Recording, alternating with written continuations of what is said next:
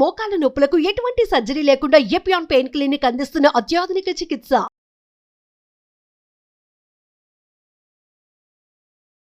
నమస్కారం, welcome to Suman TV. నేను గీతాంజలి. ప్రస్తుతం మనతో పాటు ప్రముఖ జ్యోతిష్యులు బ్రహ్మశ్రీ నందిభట్ల శ్రీహరి శర్మ గురువు గారు ఉన్నారు. వారితో మాట్లాడదాం. గురుగారు నమస్కారం అండి. వాగర్థావివ సంపృక్తౌ వాగర్థ ప్రతిపత్తయే జగతః పితరౌ వందే పార్వతీ పరమేశ్వరౌ.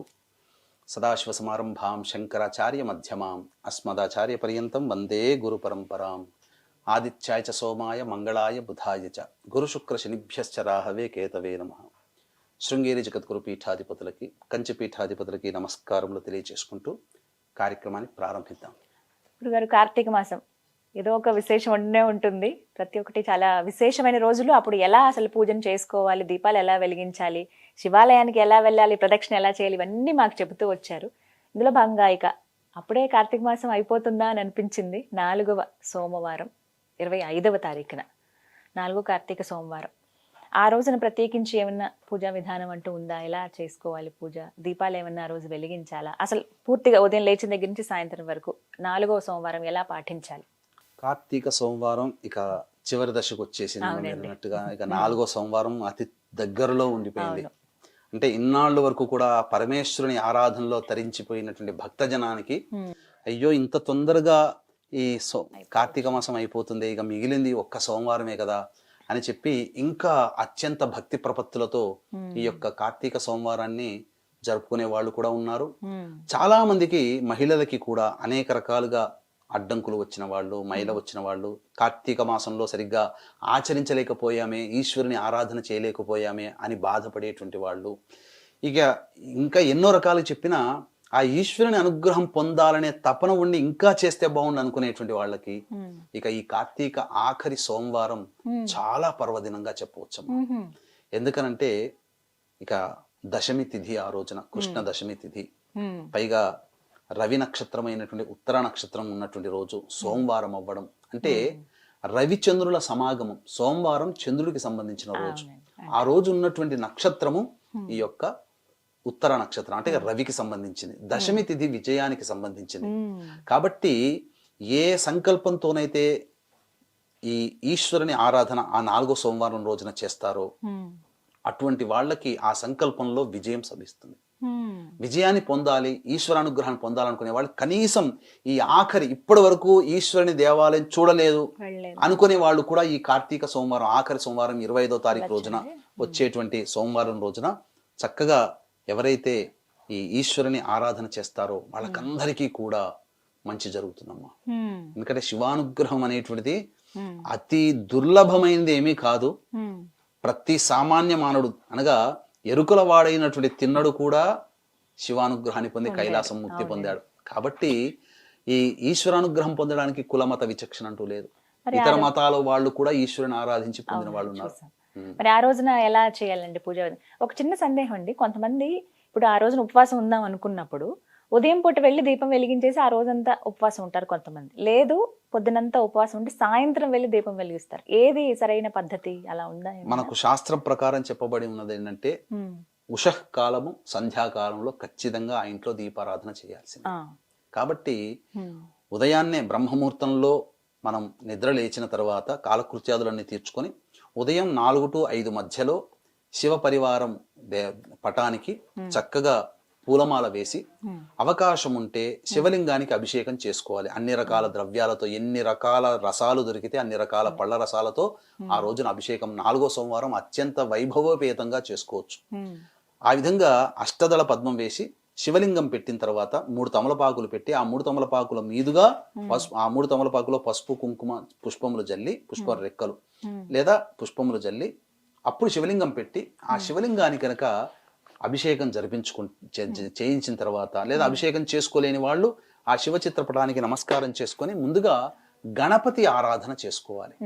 గణపతిని అన్ని వేళలా ఏ పని చేసినా నమస్కారం చేసుకొని గణపతి యొక్క అనుజ్ఞ తీసుకొని శివానుగ్రహం కోసం శివ సహస్రనామ పారాయణం అనేటువంటిది చేయండి. శివ సహస్రనామ పారాయణం. ఈ శివ సహస్రనామ పారాయణం చేసిన తర్వాత ఆ రోజంతా కూడా ఉపవాసం ఉండవచ్చు. ఉపవాసం లేని వాళ్ళు అనగా శరీర సహకరించిన వాళ్ళు భోజన పదార్థాలు తీసుకొని అనగా సాయంత్రం 5 గంటలకల్లా మళ్ళీ కాలకృత్యాదులు తీర్చుకోవాలి, స్నానం ఆచరించాలి. ఈ 5 గంటలకి భోజనానికి, 5 గంటల సమయానికి భోజనానికి మధ్య 4 గంటల వ్యవధి ఉండాలి. అంటే తీసుకున్న ఆహారం పచనం అయిపోవాలి, జీర్ణక్రియకి వెళ్ళిపోవాలి. ఆ 5 గంటలకు స్నానం ఆచరించి సంధ్యా సమయం ఎంత, 6 గంటల 14 నిమిషాలు ఎంతో ఉంటుంది సూర్యాస్తమయం.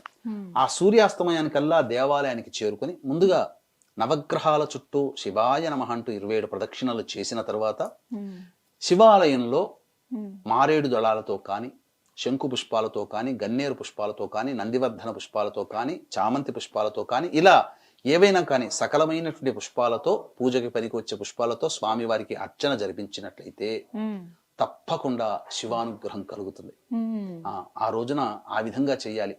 ఇక ముఖ్యంగా శివాలయానికి ఉదయము సాయంత్రం వెళ్ళవచ్చునమ్మా. కాబట్టి ఆ రోజున శివాలయం చుట్టూ శివ ప్రదక్షిణ చేయాలి.